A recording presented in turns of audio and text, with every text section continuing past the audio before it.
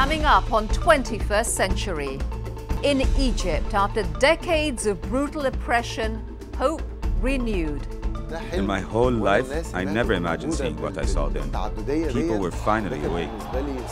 How new technology has helped inspire a revolution. From Tunisia to Egypt, ordinary citizens have taken to the streets in a wave of popular uprisings known as the Arab Spring. At the forefront, the youth of the country, who are seizing the power of new technology and social media to help change history. We take you to Egypt, where you will meet one such extraordinary person.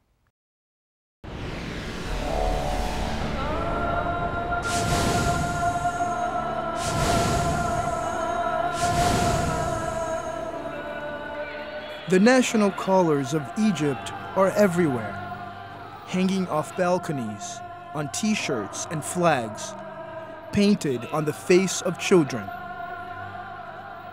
It's a celebration here at Tahrir Square in Egypt's capital, Cairo, where one of the largest crowds has gathered since an uprising toppled their country's ruling regime a few months before, in late January 2011.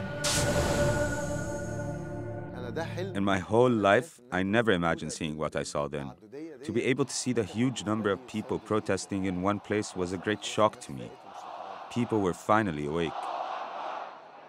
Mohamed Gamal, better known by his web nickname Jammy Hood, is a blogger, cartoonist, musician, and political activist. He's one of the hundreds of thousands of Egyptians who rallied to overthrow an authoritarian regime decades old. He's also one of thousands of young Egyptians who used a new kind of tool in the fight for change, the power of new technology and social media. We can now use the internet as a tool for change and not a tool to dream about change. We were all unified to fight the system. We all wanted a real democracy. One of the most populous nations in both Africa and the Middle East, Egypt is a key player in the stability and future of both regions. Some half of its population live in sprawling urban areas such as Cairo, a metropolitan area that now encompasses the only remaining wonder of the ancient world, the Great Pyramid of Giza. But the grandeur of this nation's history has been at odds with its political reality, where stability came at the expense of political and social freedom. Since 1981, with the assassination of its former president, Anwar Sadat, the country has been in a state of emergency. Constitutional rights were suspended, censorship imposed, and police repression legalized. It was a reality that Jemmy knew all too well, a reality that ignited his political activism. In 2002, he was jailed and beaten by the police, he says, for the crime of being in the wrong place at the wrong time. He began pursuing a career as a singer in South Sinai in northeastern Egypt, where he says the police would often conduct arbitrary mass arrests. They broke into my room and arrested me. The police took him and forced him back to Cairo. For 13 days, he says, he was repeatedly beaten. I didn't know why I was arrested or why I was beaten, and even now I'm not sure why. They wouldn't even bother to question us. We were only beaten. Statements against the government were not allowed on the web under Egypt's regime, then led by former President Hosni Mubarak. And before the advent of social media, it was not possible to hold an open political discussion. But Jemmy and so many others were determined not to let that stop them from expressing themselves. So Jemmy seized all available web tools to try to bypass censorship and demand change. This was a big jump for me, to become more political. I began with what was the best available option then, the internet, on forums and chat rooms. He began blogging about the need to reject the current political system, also using his drawings and cartoons on his blog. And he wasn't the only one. After 2005, a growing number of underground cartoonists also started to use their art for political activism. Often forbidden from being published in print, many would post their political cartoons online and use them in demonstrations. People started getting used to seeing the comic strips that would talk against the system, against the government. Modern comics use street language to reach common people. As well as using more accessible language, comics, Jemmy says, are simple and direct in their message, and their humor a tool to raise people's consciousness about the government's oppressive actions. Humor was also used in internet videos to encourage the youth movement. Ali Kandil, seen here with Jemmy, is a comedian who became an internet celebrity after several of his satirical videos went viral on YouTube. It is the overwhelming feeling that we might not get any results from all that we were fighting for. I wrote that the revolution brought back a genuine sense of humor to the Egyptian people. This means that this nation can produce comedy from tragedy. Jemmy also began using his singing to express his discontent. He and his group performed political songs. These videos also went viral on the web, and his group got national attention. We were interviewed by so many TV programs and newspapers, and people started to memorize our songs. People would recognize me and gather around and tell me how much they love our songs.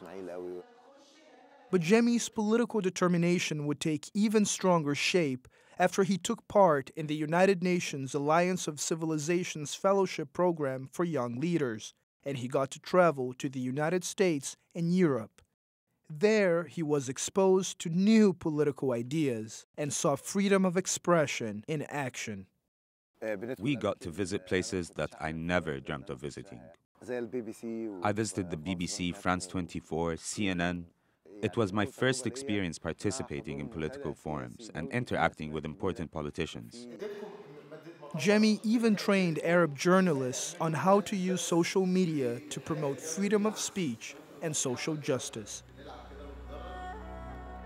And back in Egypt, he was hired by an important opposition newspaper. Mohammed Fawzi was the newspaper's assistant editor at the time. Bloggers then had really become like stars. The newspaper wanted to benefit from their popularity and reached out to them.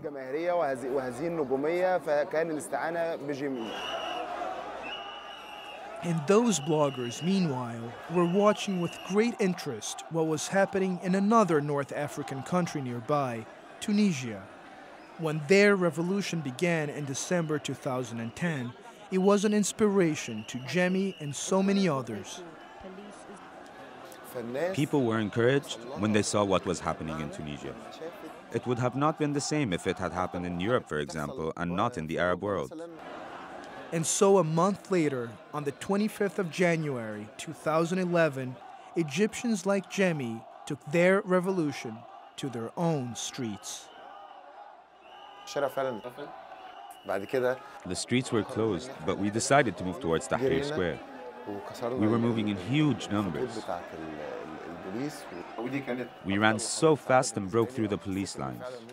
This was the happiest moment in my life because I felt that we can really do it. I started calling my friends and telling them about the overwhelming events, and I started crying. Jemmy stayed on the front lines of the revolution for 17 days. During the clashes with the police, the gas bombs, the high-pressure fire hoses, and the beatings.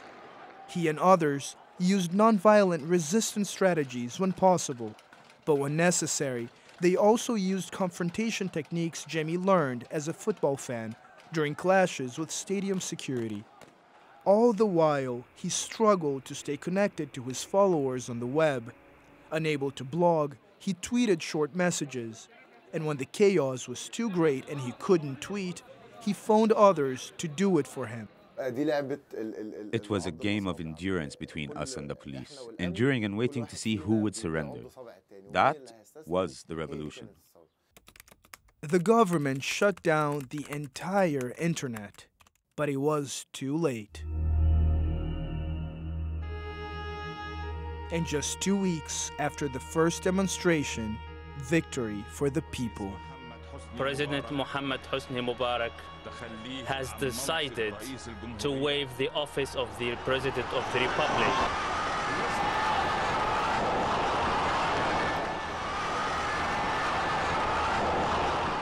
But even as the crowd celebrated at the square, Jemmy knew his nation's newfound democracy was still to be settled. The real test is whether the people will use democracy in the right way. Only then we will know the outcome of what we began with our revolution. In a few months after the uprising, back at Tahrir Square at the celebratory gathering, it's time for noon prayers.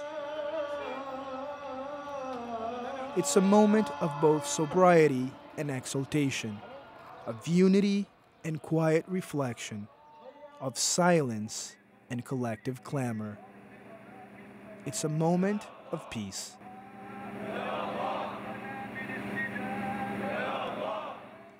But that was about to change. Also at the square, protesters who were here to demand that justice be brought to members of the old regime. And as evening falls, many of those protesters decide to stay for a sit-in at the square, in direct defiance of a military-imposed curfew that's existed since the uprising. From there, things quickly unravel.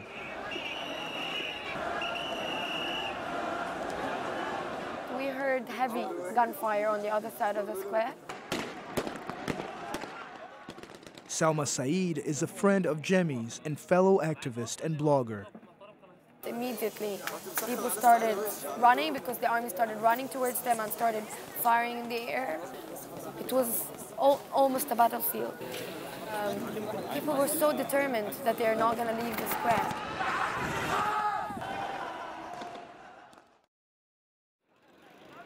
The celebrations seem like a distant past as Jemmy meets Salma at the square the next day.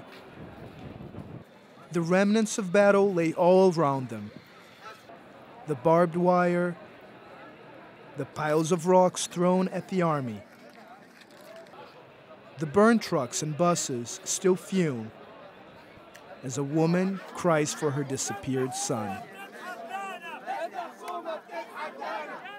A demonstrator shows us his wounded body. Protesters display fired ammunition. And passers-by argue over who's to blame for the clash. But Jemmy, who once again begins tweeting to thousands about what he sees in front of him, refuses to be discouraged. For him, what happened here is just a painful step in the process of an enduring democracy. This is expected, since there are always stages in any revolution that one must get through. And Jemmy is already looking towards the next stage of the revolution to ensure that all Egyptians get a voice, fair representation, and their rights recognized. The issues, he says, are plenty. But for most of the young people who took part in the uprising, the process in itself has already proven to be an extraordinary experience. I believe that this revolution should continue for 25 years, not just days. We have a long list of demands that the people will not give up on. Whoever has tasted freedom after 30 years of oppression will never want to go back. We are writing history.